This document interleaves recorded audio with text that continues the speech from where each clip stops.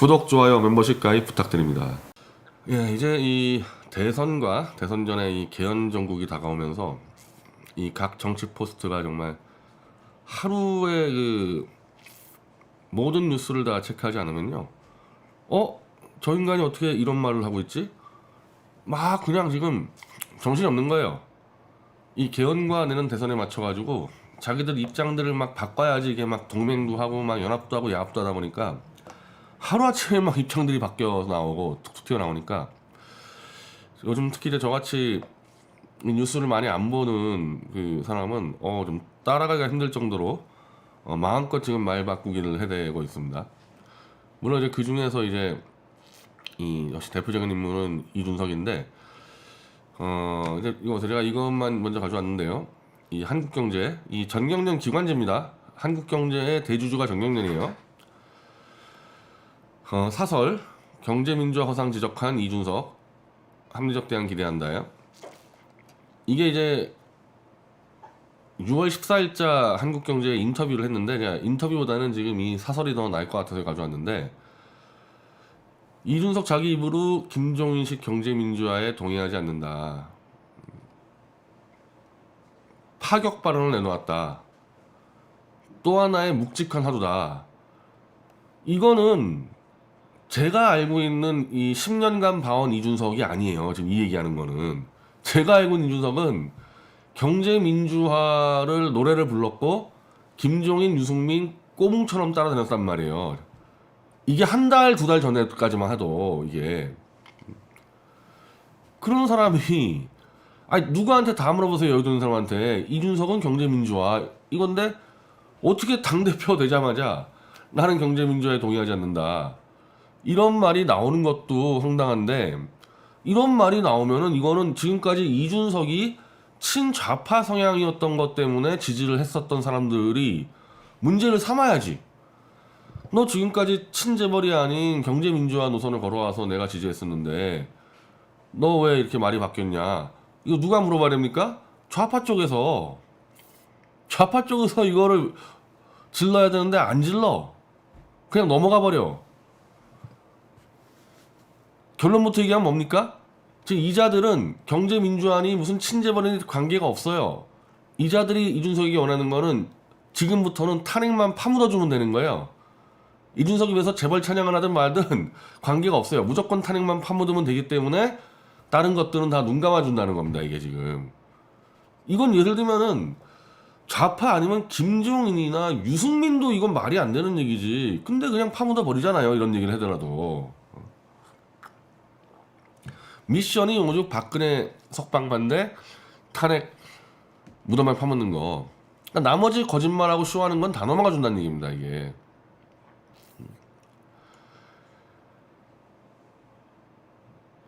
자, 이 한국경제 전경련은 신났죠. 뭐 신나기보다는 뭐 자기들이 한 몇 개월 동안 공작을 했겠지. 한국경제가 당면한 핵심 문제를 비껴가지 않고 경제민주화의 허상을 지적한 용기. 근데 한국경제도 웃긴 게 전경련 기관지라도 어쨌든 언론인데 그러면은 당신 지금까지 10년간 김종인과 유승민 따라다니면서 경제문제 외친 건 뭐냐? 그걸 물어봐야 되잖아요? 안 물어봐요. 한국경제도. 다 그냥 공작에 공작 쉽게 얘기하면은. 분배 주체도 국가가 아니라 시장이어야 한다. 이건 유승민의 사회기본법에 정면으로 위배되는 주장인데 그냥 넘어가잖아요 이거. 자, 보수 정당인 국민의힘은 이런 사실을 누구보다 잘 알지만 그간 시장 중심을 강조하지 않는 기회주의 처신을 해왔다. 누가? 이준석이. 이준석이 누구 따라서? 김종인, 유승민 따라서. 그래서 이게 김종인은 막 가요. 이제 한국경제가 원래 원수지간이니까. 과잉 규제, 기업주의 3법. 그 이준석은 기업주의 3법을 반대한다 그래. 지금 김종은이 이거 하다가 나갔는데, 그럼 유승민은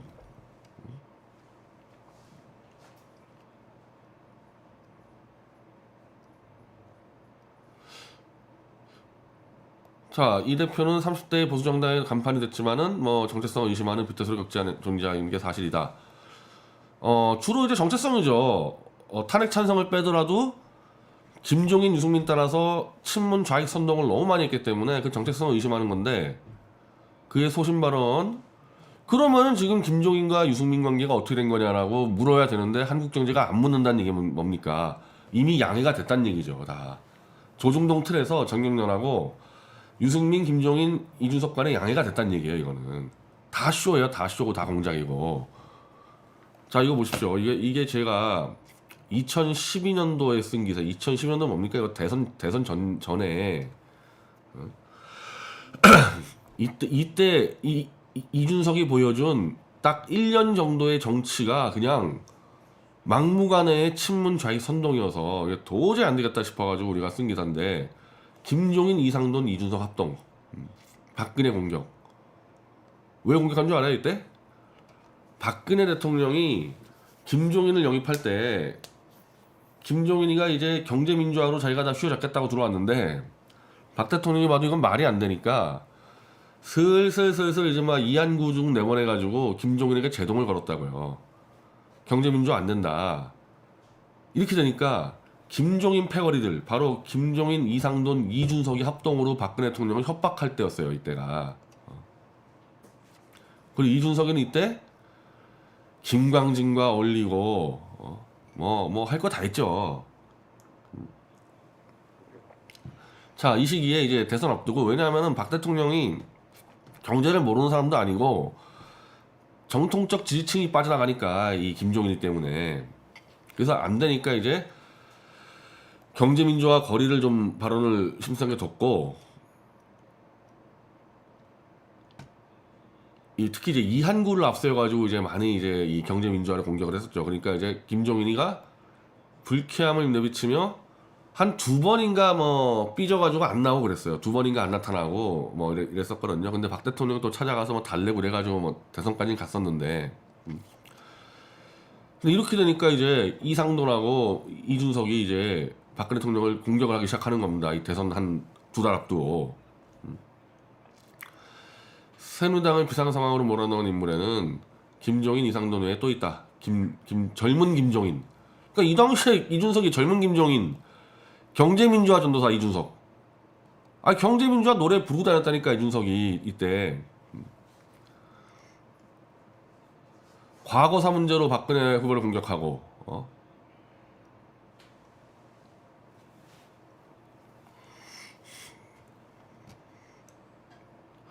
자, 박 대통령이 그 당시에 과거사 사과하는 비서진과 전략팀이 전략적으로 오판하여 일어난 일이며 박근혜 후보 스스로 결정한 일이기 때문에 박근혜 후보 본인이 책임을 져야 한다.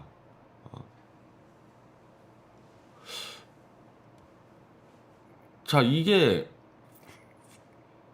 비대위원이라는 자가 자기 당 대선 후보가 대선 6개월 전에 6개월도 아니에요. 60일 전에 어떠한 액션을 했는데 그걸 방송에 나와서 그 대선 후보를 까버립니다. 자기가 책임져야 된다고. 그리고 김광진도 같이 나와가지고 이때 요 둘이 노래 부르던 김광진도 같이 나와가지고 역시 박 대통령의 역사 인식을 막 까버려요. 같이 합동으로.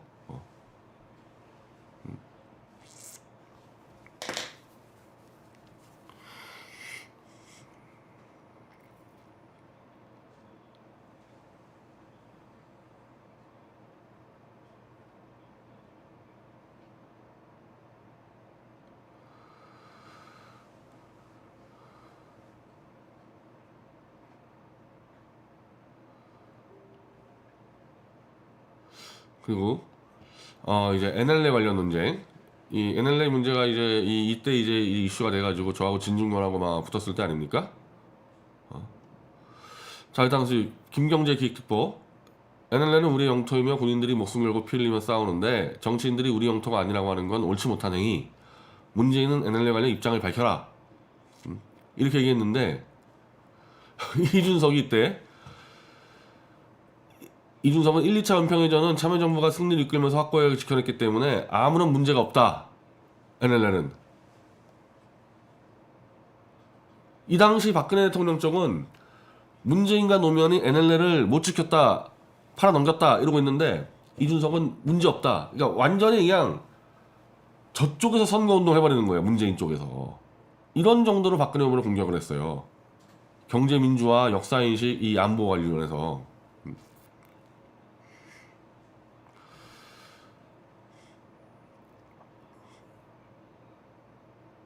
그리고 비대위원 될 때부터 이명박 대통령이 축하난을 보내니까 난을 다시 싸서 집에 넣고 후배들에게 알아서 처리해라. 이명박 난을. 그리고 본인이 존경하는 정치인으로 이정희, 최대천, 김근태. 완전 좌익들.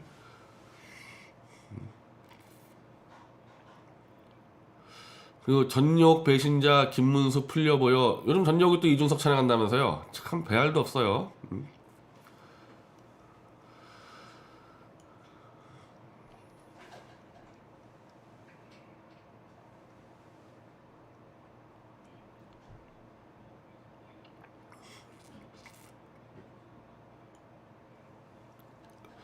그리고 이제 이 문재인의 이 목을 베는 이 만화를 이거를 자기 페이스북에 그냥 올렸는데 조금 이제 이거는 그렇죠. 뭐 비대위원으로서 상대당 당대표의 목을 베는 거 올린 거는 무례한 건 맞죠. 정치 예전에. 그래서 그건 사과를 하면 돼요. 이거는.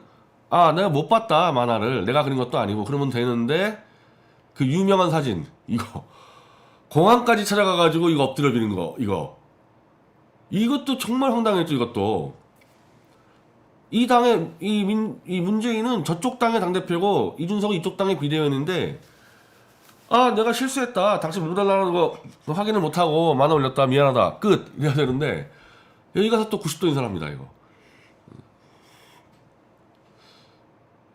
그래서 보수에는 막말과 조롱, 좌익에는 존경과 90도 사과. 이게 항상 그렇게 나왔거든요.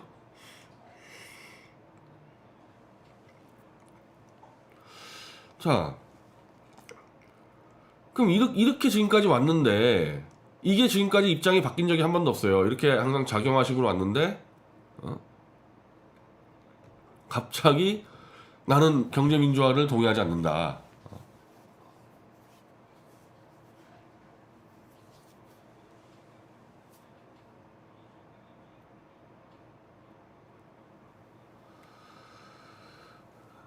이게요, 지금 제가 이걸 내가 다시 지금 보고 있는데 이 얘기가 뭐냐면은 내 기억이 잘 안 나는데, 경제민주화 그거 때려치라고 계속 이 보수 쪽에서 박근혜 대통령한테 얘기를 하는데, 박근혜 대통령이니까 경제민주화를 좀 말을 좀 바꾸고 했어요. 이게 도저히 안 되니까. 근데 이러니까 또 이제 김종인이가 또 삐져가지고 집에 안 나고 이러니까 박근혜 대통령이 또 다시 경제민주화 손을 들어주고 왔다 갔다 할 때였거든요. 그러니까 지금 이준석이가 이제 보수를 가지고 조롱하는 거예요. 결국 많은 애국 보수들의 기대치와 달리 경제민주화에 대한 입장을 수정했다. 그냥 말실수였다는 얘기다. 한마디로 경제민주화에 대한 입장을 수정하는 게 박 대통령이 그냥 말실수였고 경제민주화 그대로 간다. 그래서 애국 보수들 너희들 틀렸다, 이 얘기라는 거예요 지금 이게. 이런 정도로 경제민주화 전도사 역할을 했었는데, 물론 이거는 10년 전이니까 뭐 10년 뒤에 사람 생각 바뀔 수 있는데 10년 동안 지금까지 이준석이 여기서 바뀐 적이 한 번도 없어요. 여기 전경련 기관지에 튀어나가기 전까지는 한 번도 이준석이 입장을 바꾼 적이 없어요. 갑자기 바뀐 거예요 지금 당대표 되자마자.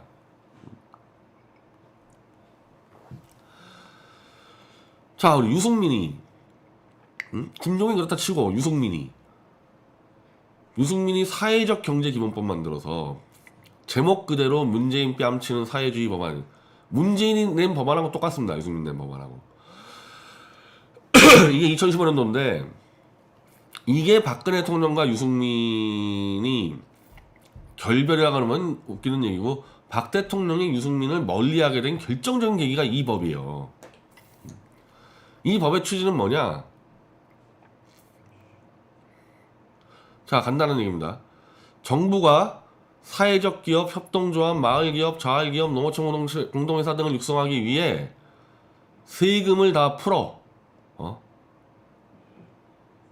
요런 것들이 어떻게 보면은 중소기업이나 자영업인데, 요걸 정부가 직접 지정해서 정부의 돈을 몇십조를 풀어라.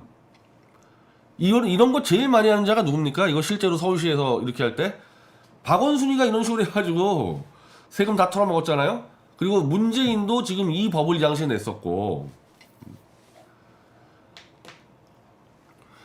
자, 정부와 공공기관은 총 구매의 5%를 바로 이 정부가 지원하는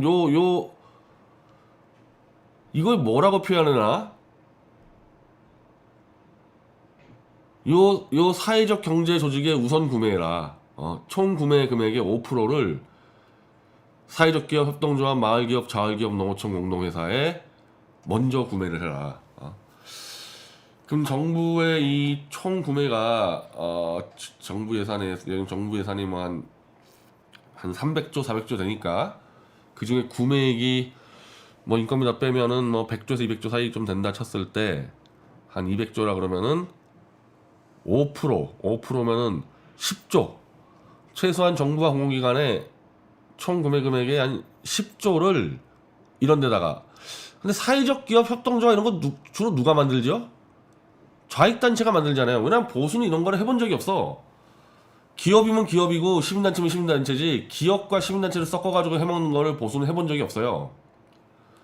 이거 싹 다 좌익이 하는데 엿다가 돈을 퍼주자는 게 유승민의 법안이에요.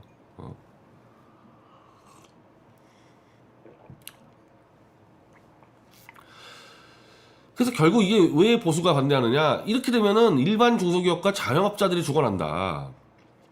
똑같은 시장에서 경쟁하는데 왜 특별히 좌익 운동조직형 기업가만 왜 정부가 지원해 주냐? 그래서 이게 시장과 자영업자를 죽이는 거기 때문에 이거를 받아들일 수가 없었는데, 그래서 사실은 박근혜 대통령이 유승민을 이제 쳐내고, 근데 유승민이 바로 이거 가지고 좌익들과 박근혜 대통령을 쓰러뜨리겠다는 조중동의 지원을 받아서 원내대표로 복귀를 하는 거 아닙니까? 복귀한 다음에 박 대통령에게 보복을 하려고 행정부의 시행령을 국회가 컨트롤하는 법안을 야밤에 밀실 거래해버려서 박 대통령 뒤에서 칼이 꽂아버렸죠. 그래서 어쩔 수 없이 박 대통령이 잘라내니까 나는 탄압받았다, 민주주의를 위해 싸웠다. 이 쇼의 시작이 바로 이 법이에요. 이 좌익 법안입니다. 이게 경제민주화의 핵심이에요, 이게. 엄밀히 말하면은 김종인이는 경제민주화를 입으로만 떠들었지 별로 한 거 없어요. 유승민은 아예 법을 만들었다고요. 그리고 이 법을 이준석이가 같이 뛰어다녔지 않습니까? 도대체 뭐냐는 거야, 그러면 지금의 한국경제와 인터뷰는. 근데 복잡할 게 없습니다. 이게 복잡할 게 없이 아까 말씀드린 대로 유승민까지 포함해서 얘네들이 무슨 경제민주화니 무슨 경제성장에 관심 있겠습니까? 한번 다르게 생각을 해보세요. 이준석이나 유승민이 정말 경제민주화에 관심이 있었겠어요? 그게 뜨니까 그 당시는 이명박에 대한 반감으로 좌경화 정책이 뜨니까 그럼 그걸로 인기 영합으로 타고 올라갔던 거고, 이제는 문재인이가 또 말아먹으니까 경제민주화 안 먹히잖아요. 그냥 다시 또 이제 이쪽 오른쪽으로 갈아타고 있는 겁니다, 이게. 그래서 일단 이준석부터 갈아타고 요 김종인이 유승민도 슬슬 갈아타겠죠. 이거 슬쩍 이 법안 없애버리고. 그러니까 이 자들은 어떠한 이념과 철학이 없어요. 권력을 잡기 위해서는 뭐든지 하는 자들인 겁니다, 이게. 그게 지금 이 이준석의 전경련과 야합하는. 그리고 아마 이준석이 전경련과 야합하는 데 있어서 하태경이 많은 역할을 했을 겁니다. 하태경이 원래 전경련이 낳은 아이돌이죠, 하태경이. 그러니까 그것도 웃기죠. 재벌 기억한다는 자들이 재벌이 키워낸 하태경과 또 희덕거리고 났단 말이에요. 그러니까 아무런 이 경제 철학도 이런 거 없는 거예요. 그냥 뜰 수 있으면 아무나 하고 일하는 겁니다. 뭐라도 던져버리고.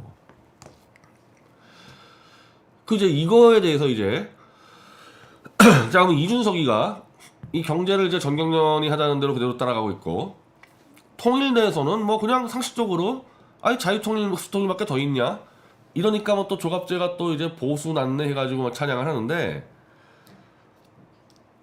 자 결국에는 이렇게 지금 입으로 막 많이 따라하고 있어요. 원래는 제가 아까 보여드렸듯이 이준석은 좌에 갔었는데 이제 입으로는 보수로 따라하고 있습니다.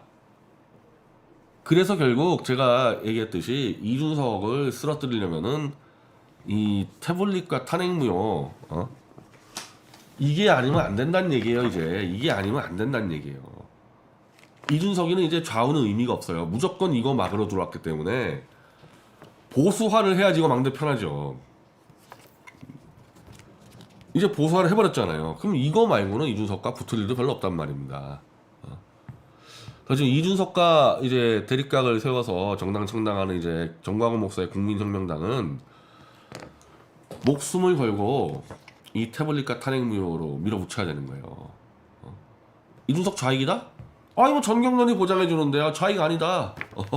좌익 아니다 이렇게 보장해 주는데 그리고 보수파리들 조갑제, 정규제, 정규제면 정경련 뭐 따까리니까 지금 매일같이 이준석 만세 부르잖아요. 조갑제, 정규제가. 그렇게 되면은 정광훈 목사에 붙을 때 얘 좌익이다 그러면 말이 안 먹히지 않습니까? 보수파리들이 다 이준석한테 줄 서는데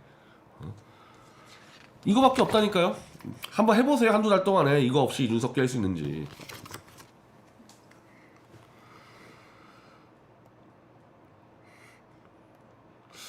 그리고 이 김성애 씨가 요즘 재밌는 글들 많이 쓰는데 자 이거를 이제 이 사진들 기억나죠? 막 지금 봐도 역겨운데 이 탄핵으로 박 대통령 잡아놓은 다음에 이것들이 점심시간에 이 커피 들고 다니면서 마치 자유롭게 소통하는 이 이미지 쇼를 가지고 1년 동안 얼마나 팔아먹었어요 이거 가지고. 이걸로 막 문재인 지지율 80% 나오고 막 고양이 끌어안고 개 끌어안고 그 쇼를 할 만큼 다 했잖아요. 그 엄한 재벌 회장들 불러다가 또 와이셔츠 벗고 또 호프 마시는 쇼하고 그 쇼에 질렸는데 자 이래가지고 문재인이가 소통을 잘합니까? 이런 쇼 해가지고 그래서 문재인에 질렸던 사람들이 또 이 쇼에 또 흠뻑 빠지냐고 이 쇼에. 그래서 김성애 씨가 대한민국에 사기꾼만 보면 환장하는 대한민국 국민들의 불치병. 아 저도 이제는 그런 것 같아요. 이게 사기꾼만 보면 막 미치는 것 같아. 좋아서 이 보수의 사기꾼들 아직까지 설치는 거 보세요. 사기꾼만 나타나면 막 가슴이 설레고 막 돈을 꺼내주고 싶고 불치병에 들어갔어요 지금. 솔직히 얘기해서 이제 안 돼요. 내가 볼 때는 이 태블릿 진실 폭발 아니면요 가망이 없어요. 가망이 없어. 자 그리고 이제 이 사기꾼들이 설치니까 이것들 보세요. 이것들 청년 스프레이시 잡은 것 같은데 이것들 이거 누구야 이거 정세균이고 이거 누가요? 최문순이 이낙연이. 이젠 전체가 다 사기꾼 하겠다는 거야. 전체가 다 쇼를 하고 전체가 사기꾼 하겠다는 거 아닙니까 이거. 이게 90년도만 하더라도 이 필리핀의 에스트라다 대통령이 영화에서 악당을 쳐부수는 선한 역으로 나오니까 와 열광해가지고 막 에스트라다 대통령을 뽑아서 한국 어른들이 얼마나 비웃었는데 필리핀을. 지금 필리핀보다 더해 한국은 이거 지금. 나라가 이제 정신적으로 끝장이 났어요. 정신적으로 완전 끝장이 난 거예요.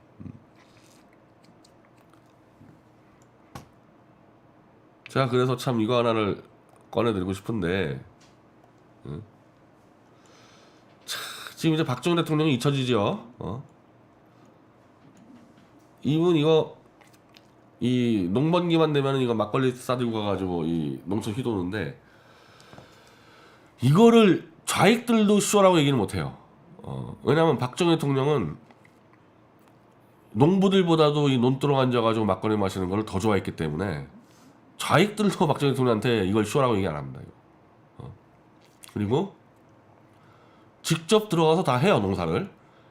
원래 농사꾼 자식이어서 그리고 워낙에 이제 이제 손재주가 뛰어난 사람 아니에요 이분이. 더 잘해 농부들보다. 들어가서 그냥 이쪽 이 모내기 하면 다 쓸어버립니다 그냥 혼자서. 자 이런 것도 다 들고 혼자 다 하는데 쇼를 하는 놈들이 보다 보니까 박정희 대통령 같이 이분은 쇼가 아니에요. 이거 직접 다 해요 직접. 직접 다 하고 이게 있는데 70년도에 쌀 작업 달성합니다. 왜냐하면 박정희 대통령이 이 쌀 막걸리를 좋아했는데 자기가 이제 5.16으로 집권해 보니까 대한민국 쌀이 없어.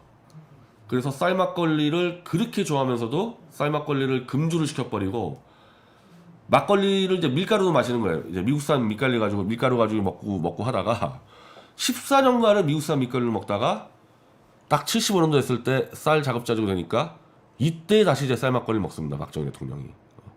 거의 공헌을 했어요 국민들에게. 나 쌀막걸리 안 먹겠다. 자급자족 할 때까지는. 아예 쇼를 안 하는 사람. 그러니까 박정희 대통령은 쇼를 안 하고 진정성과 실천을 해보이는 사람인데, 야, 지금 같은 이 대한민국 정치 바닥에서 이런 분이 지금 나올 수가 없죠. 이런 분이 지금 나오겠습니까? 그리고 이 작자 이거 조원진이 이 쇼에 정말 가장 악질적인 쇼를 하는 자. 자, 여기가 박정희 대통령 생각인데 따님을 지켜드리지 못해 죄송합니다. 야, 이걸 입이 터졌다고 이딴 말 떠들면 안 되는 거죠. 박근혜 대통령이 박정희 대통령의 따님이라는 거는 그분들끼리의 관계지, 우리 입장에서는 박근혜 대통령은 박근혜 대통령이에요. 박정희 대통령부터 이어온 대한민국 대통령인데 어디다가 이자가 들어가서 박정희 대통령 생각해서 따님을 못 지켜서 무슨 뭐 유약한 공주를 취급하고 있잖아요. 이제 이것들 우공당무리들은. 박정희 대통령이 이 꼴 보면은 살아있었으면 날아가서 그냥 달려가서 몇 대 때렸을 거야 아마. 어따 대고 네가 대통령한테 이딴 말 하냐. 자기 딸의 아버지의 존재가 아니라 박정희 대통령은 전임 대통령으로서 후임 대통령 박근혜 대통령을 바라본단 말이에요. 당연히 탄핵 사건 내에서도 당연히 그렇게 보겠죠. 근데 이것들 하는 거 뭐라니까요. 그리고 자기가 뭔데 따님을 이거는 마치 박정희 대통령과 친구라든지 뭐 사위라든지 그쯤 된 사람이 하는 짓을 아무것도 아닌 자가, 배신자가, 박근혜 대통령이 너 이렇게 했는데 그거를 반역하고 거역했던 자가 어딜 아버지 전임 대통령 생각에 가서 이런 짓을 해요. 그리고 제가 말씀드렸듯이 박정희 대통령이 쇼를 아예 안 하는 사람이고 박근혜 대통령도 쇼를 안 하는 사람이잖아요. 어떻게 그 앞에서 쇼를 합니까? 그 앞에서. 이제 보니까 박근혜 대통령이 탄핵당한 이유도 쇼를 안 해서, 너무 쇼를 안 해가지고 재미가 없으니까 야, 쇼 잘하는 놈들 다 불러세요. 이래가지고 탄핵당하신 것 같아. 이 쇼맨들 착 나오잖아요 지금 이거.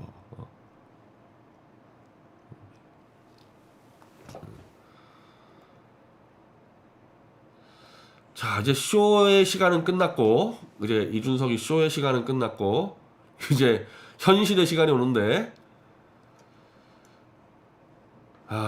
이 정치는 현실입니다. 선거는 쇼지만 정치 통치 행위는 현실이에요. 이제 하나같이 장난들이 아닌데 이제 큰일 났죠 이제.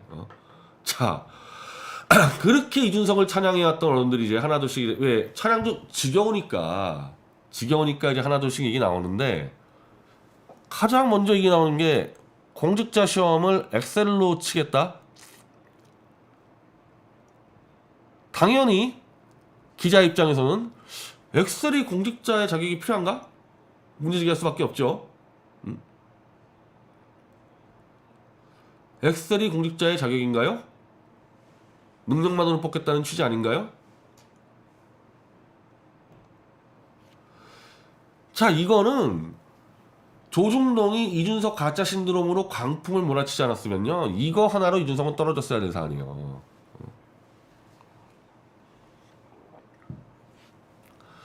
공직자가 구의원이든 시의원이든 기초단체장이든 국회의원이든 엑셀을 시험을 왜 치죠?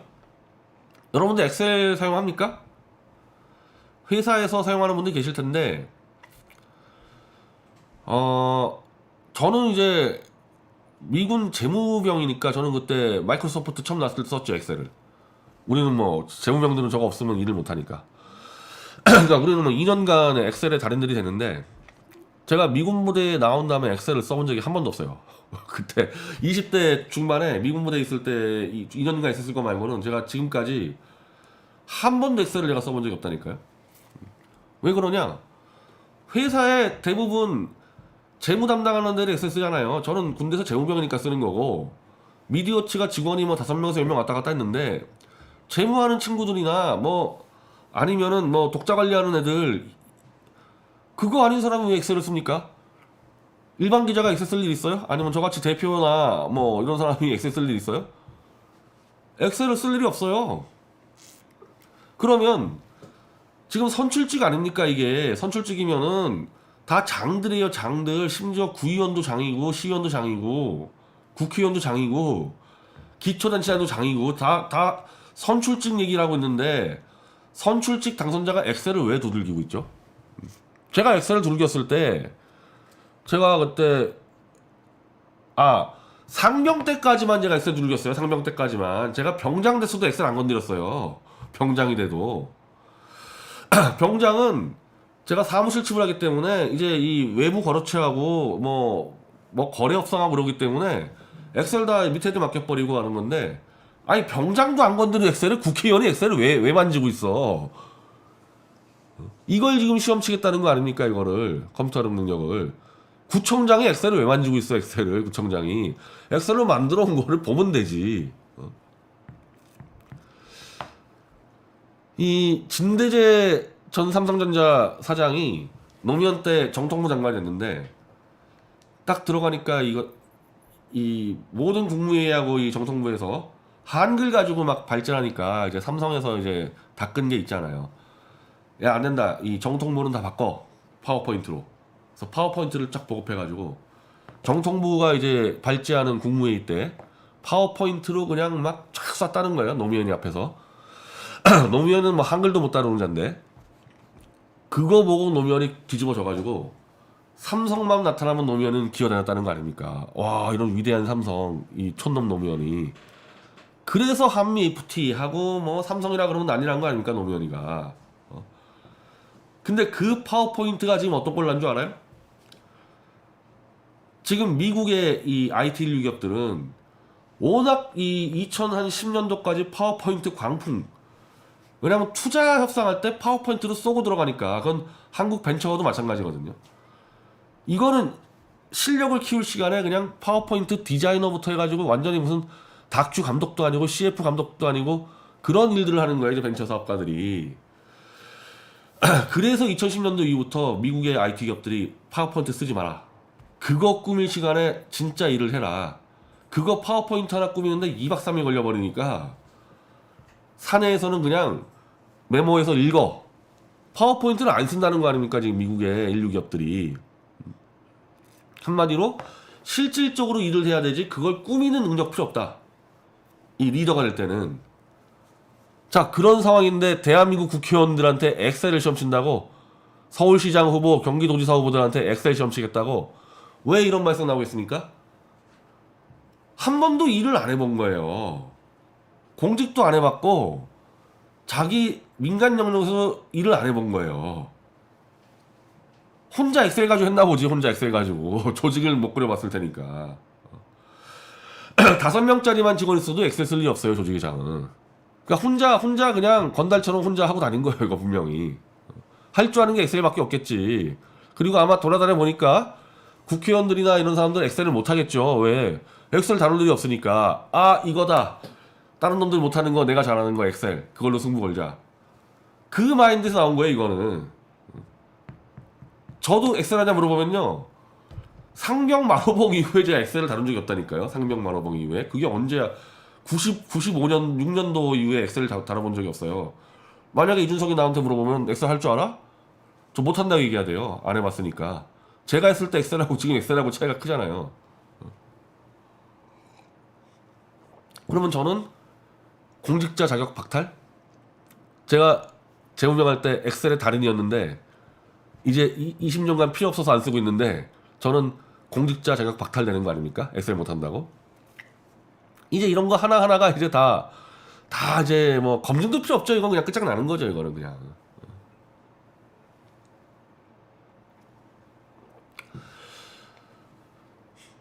그리고 우리 국회와 지방의회에서 2030의 비율이 4.3%에 그치고 있다 그러는데 이거는 뭐가 문제냐면은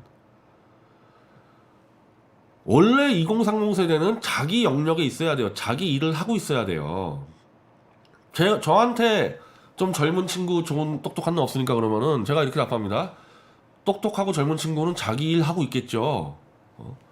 당신이 보는 여의도에서 보는 20, 30대 2030 애들이 브로커들이고 20, 30대에서 똑똑한 애들이 여의도에 나타납니까? 다 자기 일 하고 있지. 그럼 여기서 왜 문제가 되냐? 제가 어제 설명한 대로 유럽이나 이런데 정당처럼 일상 밀착형 정당이어가지고 마치 교회 가듯이 정당에 가서 계속 일을 하고 토론하고 배우고 공부하고 그런 정당이 아니잖아요. 한국 정당은.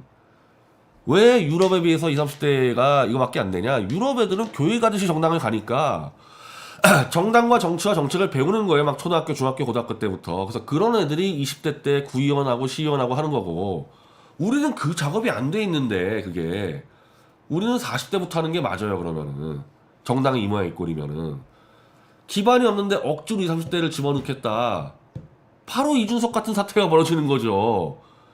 아예 무능력하고 현실 모르는 애가 와가지고 지금 다 뒤엎어버리고 있는 거 아닙니까? 뭐, 뒤엎지도 못하겠지만. 자, 이 김성애. 어?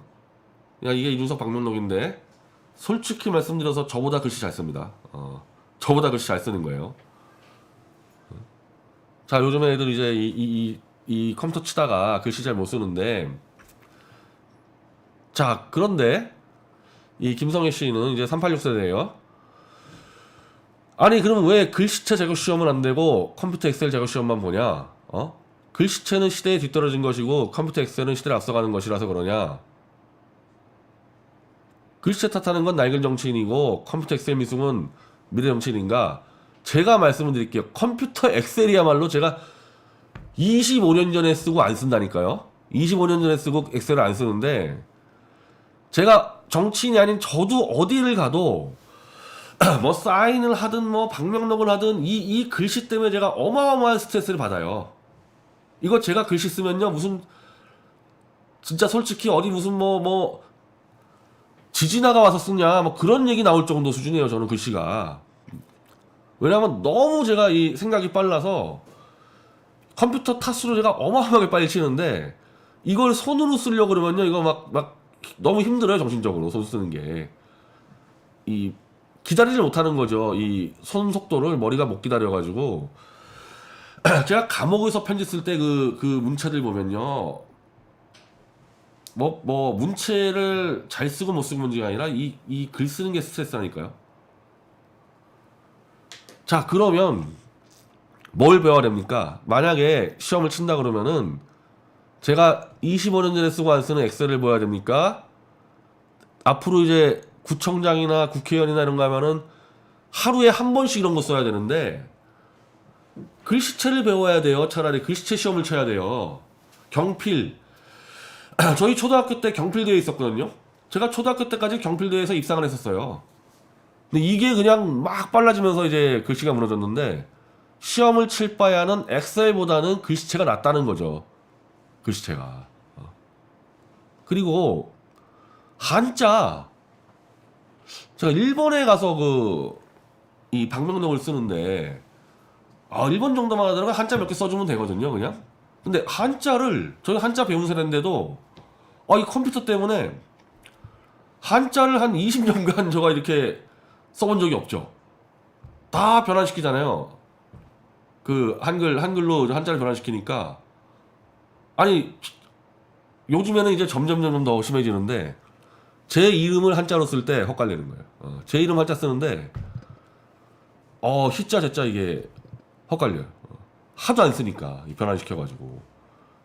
그러니까, 오히려 시험 친다면은, 이 글씨체 경필하고 한자 쓰기, 그게 훨씬 낫다니까요, 엑셀보다는.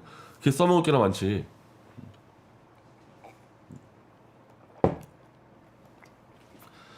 자, 이제 김지원, 이 정치구단, 이 노회한 김지원이가 이제 치기 시작합니다. 이준석 8월 버스 출발 너무 앞서가. 뭐 딴 얘기를 떠나서 최고위원회에서 의결되거나 협의해서 결정할 많은 문제들이 마치 당의 입장인 것처럼 이준석이 마음껏 떠든다. 초기니까 봐주지만 이제 더 안 봐주겠다. 아주 단순한 얘기예요. 당대표는 아무것도 아니에요. 당대표는. 특히 대선 앞두고는 자기가 대권 주자다? 마음 놓고 떠들면 돼. 대권 주자면은. 당대표는 대권 주자를 매니지먼트 하는 자리인데 혼자 하는 게 아니라 최고위원 7명과 같이 해야 돼. 그래서 당에서 결정하려면은 모두 최고위원의 의결이 필요한데, 예를 들면 저 엑셀 저것도 의결이 필요해요. 제가 볼 때 무조건 부결됩니다, 저거. 이제부터 김지원이가 나서서 막겠다는 거 아닙니까? 그 이준석이 이제 입이 막혀버려 이렇게 되면은. 지금까지 막 떠들었지 하나하나 검증하면은 할 수 있는 게 아무것도 없어. 그럼 이준석이 이제 입이 막히면은 남은 거 하나밖에 없죠. 탄핵 파묻는 거밖에. 점점 이준석의 시대가 끝나가는 겁니다. 시작도 안 했지만.